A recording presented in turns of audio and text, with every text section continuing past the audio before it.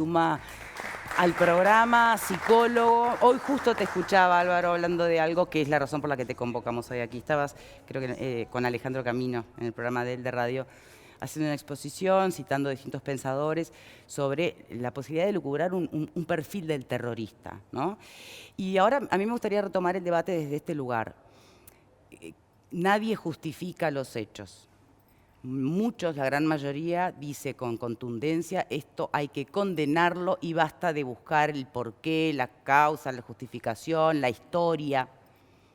Pero a la vez, el cómo combatirlo necesariamente te remite, no necesariamente a la historia, pero sí a un montón de elementos que están en el contexto y que no digo que lo explican en un 100%, pero sino cómo combatís, cómo definís el porqué, el proyecto político al que hacíamos referencia antes, cómo definís un perfil del terrorista, por qué es tan fácil reclutar gente cuando, pensando en el perfil que tú nos podés contar ahora, el propio embajador de Francia decía, a ver, no necesariamente gente que porque está en una situación muy vulnerable económicamente, culturalmente, entonces viene un movimiento radical y te lava el cerebro en 2 minutos. No, esto tiene que ver con sentidos de pertenencia, de identidad, una causa, una razón de vida, lo que lo hace mucho más complejo.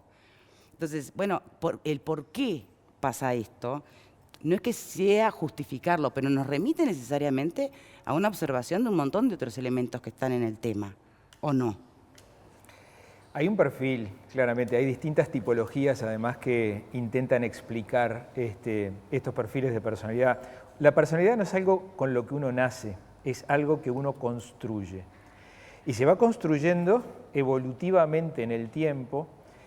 Hay un autor que se llama Karl Goldberg, que escribió un libro que se llama Conversaciones con el demonio. El tipo es psiquiatra norteamericano y tuvo oportunidad de tratar a lo que él llama grandes perpetradores del mal.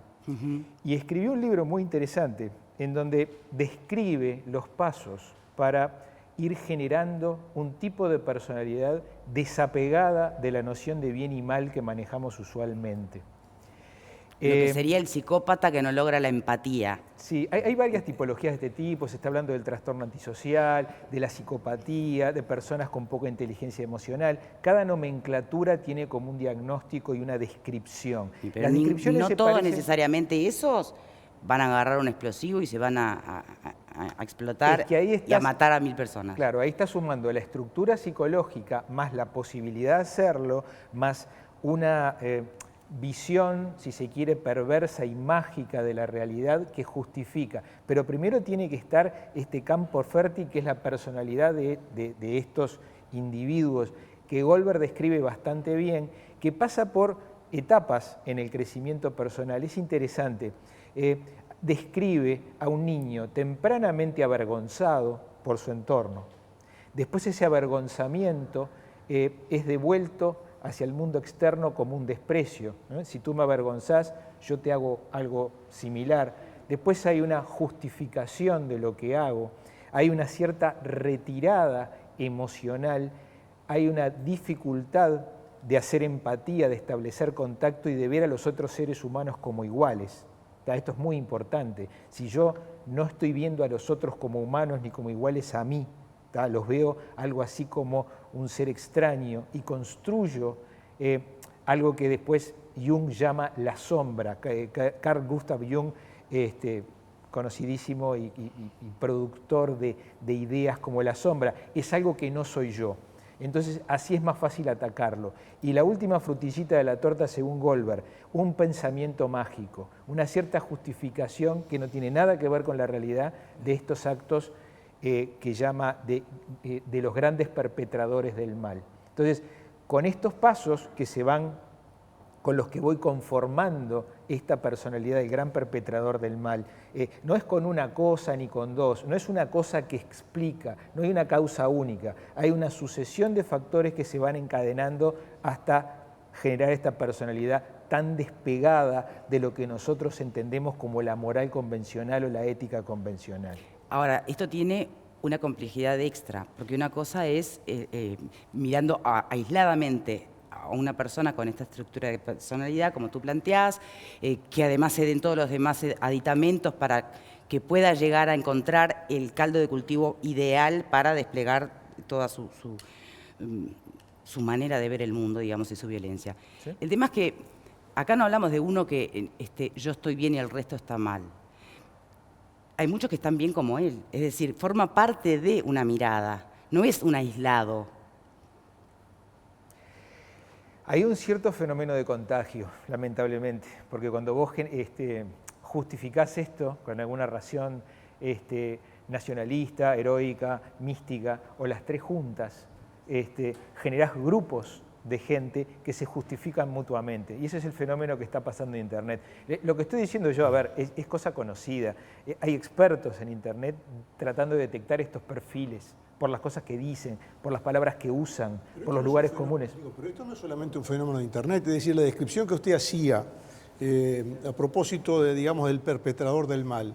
Yo me iba imaginando el identikit de un asesino serial, sí, por ejemplo, o me iba imaginando una cosa peor. Ese asesino nazi que en el campo de concentración todos los días mataba a 1000 personas o 2000, llegaba a la casa, atendía a la nena, paseaba con el perro, le daba un beso a la señora, le hacía el desayuno al otro día. Es decir, una persona que en su vida normal, digamos así, tenía comportamientos como cualquiera de nosotros y después cuando se enfrentaba a eso se desaforaba como un demonio.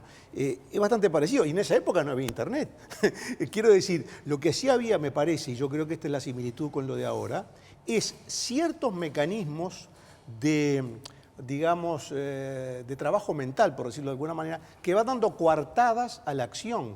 Es decir, tú estás mal porque pasa tal cosa, entonces tú tienes derecho a asesinar a fulano o a robar a mengano, si hablamos de un delincuente. ¿Cuántas veces hemos escuchado hablar de las causas sociales del delito? Como si eso fuera una explicación para asesinar a una persona, para robarle 100 pesos, por ejemplo. Lo hemos escuchado, todos lo hemos escuchado.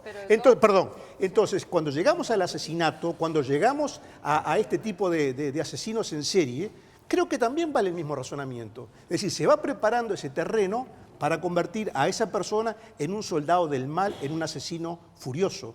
No sé si este razonamiento cabe en esa línea. Hay un gran conocimiento de estas estructuras. Déjame agregar una cosita más a la pregunta. No estamos hablando de estructuras organizacionales absolutamente diferentes de las que plantea Graciano a este otro tipo de organización y por eso tu mención a Internet, por ejemplo, porque el reclutamiento es diferente de lo que era un ejército alemán a lo que es ahora Estado Islámico. A ver, yo no soy especialista en política yo estoy tratando de describir un perfil de personalidad. Este perfil de personalidad es reconocible hasta intuitivamente. Vos podés construir un villano con este perfil para una película. Esto lo sabe un guionista de televisión. Y podés armar un discurso que facilite juntar a estos perfiles, claro que sí. Es muy perverso, pero es relativamente fácil de hacer. Intuitivamente nos damos cuenta de que se puede armar una justificación del mal. De hecho, estos perfiles de personalidad lo hacen en solitario, lo que llama lobos solitarios que un buen día agarran una ametralladora y le tiran a sus compañeros de clase, esos muchachos retraídos que se están convirtiendo casi en no noticia en Estados Unidos porque se están dando cada vez con más frecuencia. Pero no es el caso que estamos hablando ahora de Francia. Sí, pero hay el terreno que después... Él plantea el común denominador, digamos, ¿no? Claro, la base estructural. El que van a buscar es el que tiene un perfil de personalidad así. Dijiste recién la palabra noticia, la pregunta para Juliet. Hoy en día el periodismo, el mundo periodístico, ¿se ha replanteado el abordaje también de cada capítulo que se vincula al terrorismo? Para no terminar siendo funcional al propio terrorismo y a su manera justamente de avanzar intangiblemente? No sé exactamente lo que abarca la pregunta, pero yo creo que sí hay muchos desafíos para el periodismo con estos temas. Primero porque hay realmente una necesidad de no simplificar, de intentar realmente abordar los temas en su complejidad, de no caer a la primera explicación, a la primera idea preconcebida que uno puede tener. Entonces una necesidad realmente de estar muy claros con uno mismo y bueno, sus valores periodísticas, de averiguar los hechos, de no dar en los rumores, de no caer en hacer que algunas cosas que no tienen mucha importancia van a tener enseguida una importancia muy grande, y también de poner las cosas en perspectiva, de buscar expertos, de buscar referencias que pueden ser históricas, sociológicas. Y también necesidad de tener un trabajo de terreno en todos los lugares. Entonces, uno no puede hablar de lo que pasó en París si también no está reporteando sobre lo que pasa en Siria, sobre lo que pasa en todos los países del mundo, para que las sociedades después, bueno, por lo menos que nosotros no caigamos en alimentar una visión simplista de estos hechos que son muy complicados. O cómo no convertirse en la agencia de marketing de los terroristas, ¿no? Sí, dándole sí. una dimensión a los hechos. Después, esto hay un tema muy importante que es el tema de las imágenes. Por ejemplo, Absolutamente. Los videos. en AFP tenemos todo este trabajo de saber qué imagen vamos a publicar o no en todas las imágenes que los terroristas o los movimientos islamistas están poniendo en las redes sociales.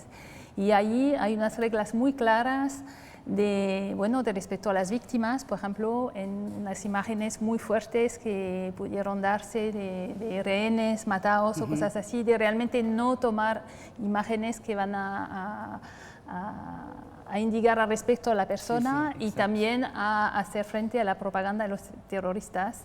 Y cada vez también que hay una reivindicación, todo esto, bueno, averiguar y solamente dar las cosas que están seguras. Bien, frente al título, combatir el terrorismo, ¿qué cosas no están puestas sobre la mesa? ¿Qué es dar hoy combate al terrorismo? Alguien mencionaba por acá, bueno, el análisis y hablar a calzón quitado de los intereses económicos que hay en el medio, de la carrera armamentista por otro lado, pero ¿alguien se está pronunciando en ese sentido o por el contrario? No vamos a hablar de una carrera armamentista porque se precisan las armas para combatir hoy bélicamente el movimiento terrorista. Ahí es el tema. Me parece que cuando uno habla de una cultura de paz, hay cosas que evidentemente no están acompañando, porque no es solo en el discurso decir estoy en contra del terrorismo, sino cómo planteás esa cultura de la paz en los hechos, con distintos grados de responsabilidad, desde el ciudadano y ciudadana que a su hijo transmite esos valores y se va criando en una sociedad de respeto y donde la paz es la prioridad, hasta quienes en materia de políticas de decisión determina en qué medida. Yo vuelvo a decir, el vender armas, los terroristas tienen armas realmente poderosas. No son que las fabrican caseramente y ya que están tan ayornados las sacan de internet cómo armar su bomba. No, son armas realmente poderosas, alguien se las vende. Uno miraba todo el tema del traslado de ellos en unas camionetas impresionantes. ¿De dónde salen? ¿Dónde está el dinero que hace que estos terroristas ¿Quién financia todo tengan? esto? Claro, entonces me parece que por ahí hay un tema que no es menor en el tema de decir no al terrorismo. Hay todo un tema que hay que debatir y que muchas veces... ¿Y se va a debatir? No sé. Los países que hoy se suman en su apoyo logístico o concreto, ¿no? Militar, a la lucha del combate contra el terrorismo, ¿hablan de esto? Y ahí, si me permitís, una batalla cultural que estamos perdiendo en Occidente.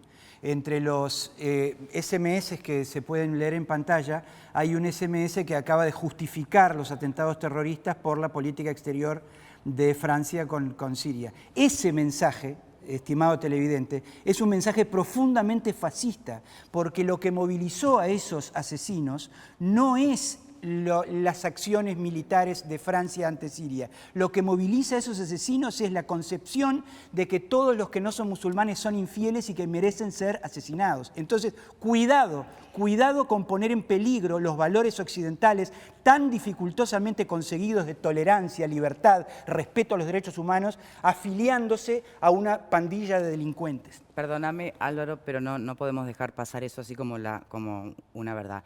No sabemos. Tú estás planteando lo que quieren estos terroristas asesinos. Acabo de ver videos que que indican los terroristas explicando que como son todos infieles, bueno, han amenazado al Papa. Lo que está definido es que no es exclusivamente religioso esto, en lo absoluto. Estoy hablando de los terroristas, no estoy hablando de los musulmanes. Pero, ya sé, pero como una especie de prurito, de vergonzante, Álvaro.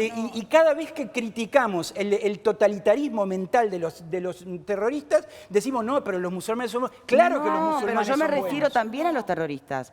Y hoy los analistas nos tratan de explicar, para que uno más o menos entienda en qué mundo está viviendo, pobre Quino, si que quería parar el mundo para bajar a Mafalda hace unos años, hoy no sé qué hace, la tira Yo para creo, abajo. disculpame, Pero Álvaro, que hoy si fuera así los de- expertos nos hablan justamente de que no es tan claro y definible, de que esto tiene como norte una cuestión religiosa. Es que si fuera tan claro y si fuera tan Álvaro, si fuera tan lineal, sería muchísimo más fácil combatirlo. Me parece que es muchísimo más complejo y esa complejidad es el problema que tenemos hoy y que tienen todos los estados para enfrentarse a esto. Perdón. Si fuera de esa linealidad con la que tú lo planteás, creo que el combate sería muchísimo más fácil. Y Es está que siendo es fácil. difícil porque no es solamente eso, hay más factores en juego. Veamos los videos. Bueno, pero los videos no son lo señora único, Juliet pero los videos lo los que vos- tiene. Veamos los videos los donde videos los es lo que está terroristas público. explicitan Ay, que Dios. ellos están haciendo esa guerra porque es una nueva cruzada. O sea, nos están Pero, Álvaro, retrotrayendo no, a la Edad seguramente no es solo eso. Si fuera solo eso, creo que hubiésemos encontrado una solución. Ya Me hubiera parece volado que el hay algo Vaticano. una sola solución. Si fuera solo eso, Una alianza el militar Vaticano hubiera volado en mil internacional pedazos hace exterminando cuánto la rato, El por asunto ejemplo, es, ¿no? ¿le creemos a los asesinos las razones que invocan para asesinar? ¿O vamos a dudar de las palabras de los asesinos? Ellos mismos. Si el asesino dice, te mato porque eres infiel, ¿nosotros vamos a dudar de lo que ellos dicen? Pero ¿Y si es- vamos a poner en tela de juicio lo que dice el asesino? Bueno, pero Totalmente vamos a de dejar de acuerdo. que cada uno lo piense como quiera. Ahora, si no es así, entonces, ¿cuál es el motivo? Las caricaturas que no No le hablaban gustaban, de la los democracia y la partidos de libertad. fútbol, el rock, No le hablaban, gusta- pero hace 2 minutos no le hablaban gusta de el rock, no le ideología, gusta el de fútbol, ideología no le gusta el política. rock. O sea, una explicación hay, y la explicación está en lo que ellos mismos dicen. Pero ahí me estás atando a la con la democracia. ¿Qué tiene que ver? No, estoy atando justamente lo que la sociedad occidental defiende es que cada uno, si tiene una religión, la practique libremente. Y si no tiene, que no la practique. Bien, no hay ahí- obligación de tener pero ahí es ninguna donde el religión. mundo occidental pierde de vista algo, discúlpenme, que para lejos está de justificar nada. Hay lugares donde la división entre lo público y lo privado, como puede ser en Occidente, yo no sé si vos profesás alguna religión, te lo tengo que preguntar. Hay lugares donde no hay esa separación. Tú no podrías estar en la televisión No hay ahí lugar. sin un velo, Victoria, tú en la televisión de esos países no podrías trabajar sin un velo que te tapara la cabeza, por ejemplo. Y eso tiene que ver con valores que en esa sociedad pueden ser admitidos, cada uno que los habita, pero no tienen derecho a aplicármelo a mí.